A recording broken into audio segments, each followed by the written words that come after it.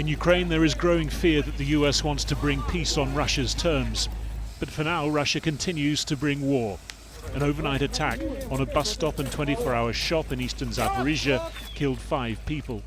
Serhiy heard the blast and came to help. When we approached, we saw that the door had been torn off. We started clearing the rubble. I saw a woman's head.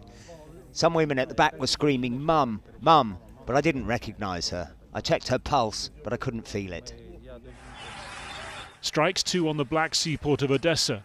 This the backdrop to the deepening political and diplomatic problems for Ukraine's president, insisting in his nightly message that his country's red lines remain unblurred. Ukraine needs peace, and the real peace, one that will not be broken by a third invasion, a dignified peace, so that the conditions are with respect for our independence, our sovereignty, and the dignity of the Ukrainian people, and we must ensure these very conditions. Earlier, he met the US Secretary of the Army. Best regards to President Trump, please, from me. To discuss the framework for a deal drawn up in talks between the top American and Russian envoys last month. That 28-point plan reportedly envisions Ukraine ceding control of territory Russia currently doesn't occupy, along with restrictions on the size of its army and a commitment that NATO troops not be stationed in Ukraine.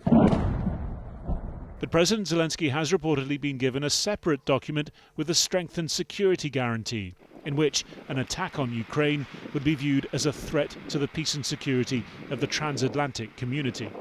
From Brussels this morning, the message that the US plan is a starting point requiring further work. I still consider it to be a list of issues that urgently need to be discussed between Ukraine and Russia, not a final plan. I welcome once again the fact that the United States of America is also attempting to bring both parties to the table. The German position is the European position, and that means we're backing Ukraine. We are supportive of any plan that brings about just and lasting peace. As for the peace plan we understand that President Zelenskyy has been presented with, we have always said that any peace plan to work, it has to be with Ukraine and with the Europeans on board. All of this coming as Volodymyr Zelenskyy deals with the biggest political crisis of his presidency, under pressure to sack his powerful chief of staff as a sprawling corruption case threatens his inner circle. It centres on Ukraine's under-attack energy sector and a $100 million kickback scam that reportedly enriched a former business partner of the president to the extent that he bought himself a golden lavatory. A politically weakened leader may find himself less able to do anything that looks like capitulation, especially over territory. Hard to imagine a domestic corruption investigation into Russia's leadership. Nonetheless, Vladimir Putin calling Ukraine's a crime syndicate. This has now become a well-known fact, following the results of the anti-corruption investigation in Ukraine itself. And I think it's clear to everyone that these people, sitting on golden pots, are hardly thinking about the fate of their country or the fate of ordinary people in Ukraine. The bodies of more ordinary Ukrainians were pulled from an apartment building in the western city of Ternopil today, 2 days after a Russian missile destroyed it. The Kremlin saying this morning that it had not received anything official from the Americans about the 28-point plan, but that it is completely open to peace negotiations. Well, we're joined now by Orysia Lutsevich, Deputy Director of the Russia and Eurasia Programme and Head of the Ukraine Forum at Chatham House. Orysia, thanks very much for joining us today. Let's start on that final thought then of the Russians saying that they have yet to receive the full details, while all the reports are that they've been very involved in the propagation of this plan in the first place. Well, Russians are very good at playing the game of smoke and mirrors. All the points that we see that were in draft circulation in the public are very much out of the Russian wish list of how they wanted to subjugate Ukraine and what is their way of seeing the goals of this, what they call special military operations, achieved. They're failing to achieve it on the battlefields, so they're trying to achieve it through the White House at the negotiating table. Nonetheless, there is this separate report that we've got through since that 28-point plan was first talked about, that there's been this extra security guarantee presented to President Zelenskyy, which would, if there were a sustained, deliberate attack on Ukraine, that would be viewed as a threat to the transatlantic community, something close-ish, perhaps, to NATO's Article 5 security guarantee. What do you think the seriousness of that is, and how will that be received, do you think, in Kyiv? Well, we do know from public opinion in Ukraine that Ukrainians would be willing to freeze the war along the current conflict line if there is a robust and viable security guarantee for Ukraine. So that is something that Zelenskyy was trying to design together with Europeans and hopefully with the participation of the United States. And so whether Russians will accept this kind of arrangement is not clear. But there's also a lot for Zelenskyy to accept as well in terms of ceding control, at least, of territory that Russia does not yet occupy. I mean, there are two ways of looking at his position, given the corruption scandal swirling around his close associates.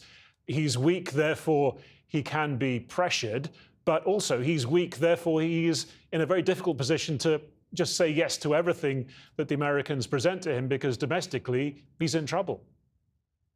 Well, if Zelenskyy stands up to this list of capitulation, as it is seen, this 28-point plan in Ukraine, he actually gets more political capital in Ukraine, because exactly it may help him emerge from the current political crisis, the corruption scandal engulfing his immediate circle, as a strong man, as somebody who can defend Ukraine's national interest. And this is what he is likely to do. And we've heard from the Europeans this morning that this is a starting point, this list, as it's been referred to by the German foreign minister, rather than a finalized 28-point plan. Is there still room in this architecture for Europe to have a proper voice in the process? We will see they will engage with anything that comes from the White House, and they will try to kind of convince them to amend their position. It's a tug of war between the two sides, whether Russians will get an upper hand over Trump or Europe together with Kyiv. For Russia, there's also, according to the reports of this plan, the prospect of guarantees about no long-range attacks by Ukraine inside Russia, a return to the G8, and an amnesty for all actions carried out during the war. Are those sorts of things, do you think, acceptable to Kyiv as things stand? We do know that there is a European tribunal that has been set up at the Council of Europe. So it's not anymore just a question of this being acceptable to Ukraine. It's a question whether we in Europe will accept impunity and we will be okay with rewarding aggression and the forceful change of borders. Of course, any limits on Ukrainian armed forces will not be acceptable, because Ukraine is the first line of defense in any future deterrence of Russian aggression, be it against Ukraine or be it against Europe. And for all of those doubts and questions, there is bullishness coming from US sources as they're being reported, especially in the US media, about the prospects of this and about an announcement coming imminently. I mean, do you think we are closer to the end of this war than we've been for many months?